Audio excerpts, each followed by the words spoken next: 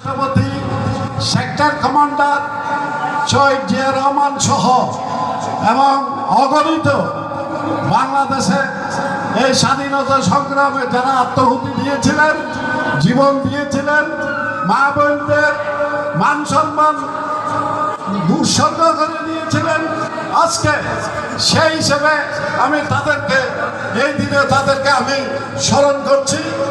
বক্তব্য এটা একটা অরাজনৈতিক এই সংগঠন টিভির মানে একটা উদ্যোগে একটা ইফতার মাহফিল হচ্ছে, এখানে রাজনৈতিক বক্তব্য দেওয়া সম্ভব হচ্ছে না। তবে সবাইকে অনুরোধ করবো, আমরা সবাই এই দেশের মানুষ, 17 বছর আমরা এই দেশের জন্য, গণতন্ত্রের জন্য আমরা সংগ্রাম করেছি। প্রতিটা স্বৈরাচার পালিয়ে গিয়েছে ভারতে, এখন ষড়যন্ত্র শুরু হয়েছে। আমরা সবাই ঐক্যবদ্ধ হয়ে ষড়যন্ত্রকে আমরা রুখে দিতে হবে এবং জাতীয় নির্বাচনের দিকে আমাদের ঝুঁকি পড়তে হবে, এই আশা ব্যক্ত করে সবাইকে ধন্যবাদ জানিয়ে আমি আমার বক্তব্য এখানে